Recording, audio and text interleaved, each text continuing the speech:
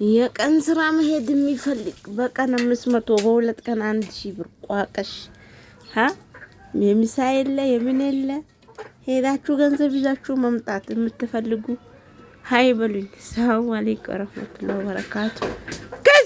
ወይ ተባሉስ ፍየሎቼ ተባሉ። እንዴት ናችሁ? ደህና ናችሁ? ሁላችሁም በያላችሁበት አላህ ይጠብቃችሁ ይጠብቀን። በአሁኑ ሰዓት ገበሬ ልብ የለውም ትላላችሁ። ሰው ሁሉ ማሳ ላይ ነው ያለው። ዝናብ ዘነበ ሩሃችን ሳይወጣ ሰው ኔንጃ እስከ ዛሬ ድረስ ባይዘንብ ኔንጃ ለብቻው ማውራት ጀምሮ ነበር እና አልহামዱሊላህ አላህ ፈታትኖ ረህመቱን ሰጠን። ይኸው በዚህ መልኩ ደስ ይላል። ማሳው ረጥቧልና በቆሎም እየበቀለ ነው ወደዚህ እንደውም የለም በቆሎ በደንብ ደስ አይልም። ወደ ታች ደስ ይላል ወላሂ ግልብጥ ብሎ በቅሏል። እና የቀን ሰራተኝነት መሄድ በጣም ነው የሚያዋጣው። በቀን 500 ብር ነው። ጧት 2 ሰዓት ትወጣላችሁ 12 ሰዓት ትመጣላችሁ። ምሳችሁን በልታችሁ ምን ብላችሁ ሽራይኩም እና ደስ ይላል። በአሁኑ ሰዓት ለሁሉም ሰው እንጀራ የተከፈተበት ጊዜ ነው። ሀብታሙ ያሰራል፣ ድሃው ይሰራል። በቃ እንደዚህ እየተጋገዙ ሀብታምና ድሃ እየተጋገዙ መኖር ነው። አለበለዚያ አይቻልም። ሀብታም እኔ ራሴ እሰራለሁ ቢል ድሃው ምን ሰርቶ ይበላል? ስለዚህ አልহামዱሊላህ ሀብታሞች ድሆቹን ስለሚያሰሩ ማለት ነው።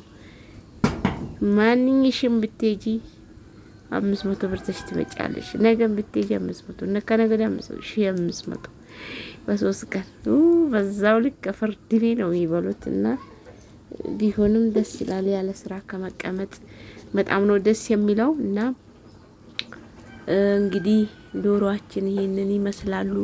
የኛ ዶሮዎች አድገዋል ወይስ እንዴት ነው? እንደው ቆዳቸውን ምን እንደነካው አላውቅም። ወላሂ እንትን ነው ምቀባቸው ቫዝሊን ማለት ነው። ለእንትን ይሄ ምንድነው ቅማል አለባቸው። እኔ ዶሮዎች ቅማል አምናቸውና እንትን ምንድነው የነሱን ጤና ጣቢያ በውስጣቸው ምን አለኝ እንትን ቅቤያቸው አለኝ። የምንድነው የመኪና ዘይት ወይም ቫዝሊን የሆነ ቅባት የሆነ ነገር ቅቤያቸው ሲለኝ ቫዝሊን ገዛውላቸው። እንደው ቪዲዮ ቀርጻለሁ ብዬ አልቀረጽኩም ረሳሁት። ስቀባቸው ማለት ነው። ጉድረው የምትሉት ለካ ምን ይደረግ እነሱም ቅባት ይፈልጋሉ።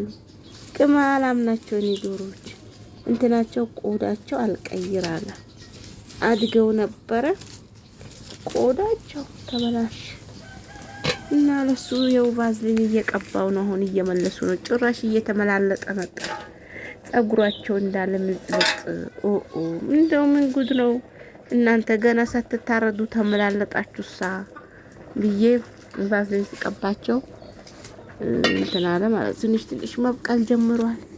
የኔ ዶሮዎች አይንና አስባዛባቸው መሰለኝ።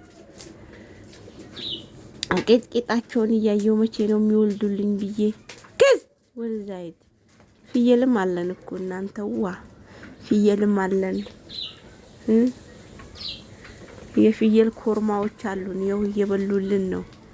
የኛ ምንድነው ፍየልና ዶሮ ማርቢያችን የቅርጮ ነው። በቅርጮ ነው መናራባቸው። እዛ ውስጥ ነው የሚኖሩት። ሽራይኩም ብርዱም ዝናቡም እያንጣጣቸው ማታማ ቤታቸው ሌላ ነው። ያው የቀን ውሏቸው ነው እዚህ ነው። ፍየልና ዶሮ ላይ ላይ ጭንቅላት ያስነቅላል። ወላሂ በሰፈር አያስፈልግም። በጣም መከራ ነው የምታዩት። እኔ አሁን ቤቴ 24 ሰዓት ዝግ ነው። ዝግ ለምትሉስ በቃ ይገባሉ። በገቡ ቁጥር መቅዘን ነው መሽናት ነው። ስለዚህ ዝግት ስትወጡም ዝግት ስትገቡም ዝግት። ለብቻቸው የተወሰነ ቦታ ያስፈልጋቸዋል። ለዶሮዎቹ በተለይ ማለት ነው። እንደፈለጉ ይወጣሉ ይገባሉ። ምግባቸውን ውሃቸውን ትሰጣላችሁ። ሀላስ እኔ አንድ ሰርቪስ ልለቅላቸው ፈልጌ ነበረ። ያው አልወጣልኝም። ሰው አለው እና ለራሳቸው ነው ትንሽዬ ኩሽና ነገር አለች። በሷ ነው የሚያድሩት።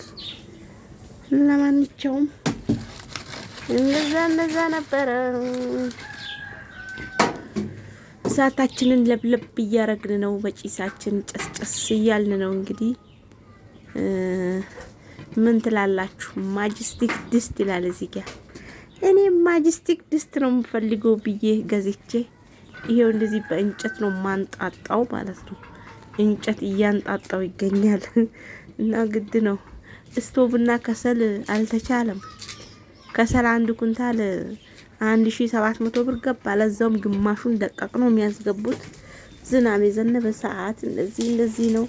ስቶቭ ደግሞ እንደምታዩት ማብራታችን እንደ ዲም ላይት ቦግድፍ ይላል። ስቶቫችን እዛው ጠረጴዛው ላይ ተገትሮ ቁጭ ብለዋል። ስለዚህ በቃ እኔ እንደው ስቶቡን ራሱ ረሳዋለሁ ብዙ ጊዜ ማለት ነው። ስለሚያናደኝ ወላሂ ረሳዋለሁ። ወደ ኩሽና ነው ብሮጠው። ቀልድ የለም። የምን መጨቃጨቅ ነው። ልክ እንደ እየሰራችሁ እያለ ህልም ይላል። ደም ነው የሚያፈላው። እንደገና ሀቢብቲ ክብሪትና እንጨት ያለበትም ፍለጋ ከዚህ ሁሉ ጣጣ ፈሪ ብላ ድስቴን ጥቁር አደረኩት። ምን አባቱ ብዬ ማለት ነው። ጥቁር አረኩት እና 2 አይነት ድስት ያስፈልጋል ማለት ነው። በዚህ ሁኔታ አንዳንዴ ለስቶቭ ያው ነጭ ድስት ጥቁሩን ቢጣ ችግር የለውም። ያው ደስ ይላል። ጽድት ብሎ ስቶቭ ላይ ቁጭ ሲል ደስ ይላል። ይሄን ቢታጠብ ይለቃል። ያው ነገም ዛሬም እንጨት ስለሚጠብቀው ባናተ ተተከል ውስጥህና ክዳንህ ከታጠበ በቂ ነው። ካላስ ሽቴል ለአንተ ውሃና ሳሙና ሽቦ በየቀኑ አያስፈልግም። ውስጥህና ክዳንህ ከታጠበ በቂ ነው ብለን ራሳችንን አሳምነን እንጨጭስ እያረግንበት ነው። ምን አባቱ። ስለዚህ እና ዶሮዎቻችንም ሲደርሱ ማለት ነው በቀን ነው ዶሮና እንቁላል ምን በላው። ሽንኩርት፣ ዘይት ምናምን ብቻ ነው መግዛት የሚጠበቅብን።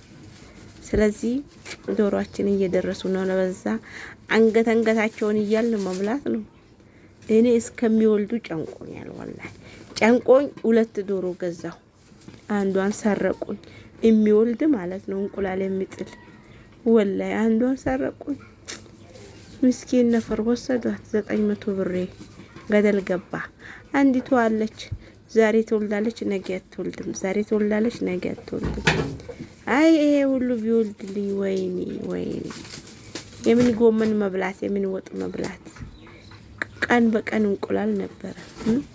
አንዴ ጥብሱ፣ አንዴ ስልሱ፣ አንዴ ድፍኑ፣ አንዴ በርዒውን ምናምን እያልኩ መብላት ነው እኔ ምን አባቱ። ለማንኛውም በአሁኑ ሰዓት ደስ ይላል ሀገራችን። ዝናቡ ኑሮ ሊያስመርረን ነበረ። ለጥቂት ተመልጠናል። ሰው ለብቻው ማውራት በጀመረበት ሰዓት አላህ ረህመቱን አምጥቶ ፎሸሽ ያረገልን። አልሐምዱሊላህ።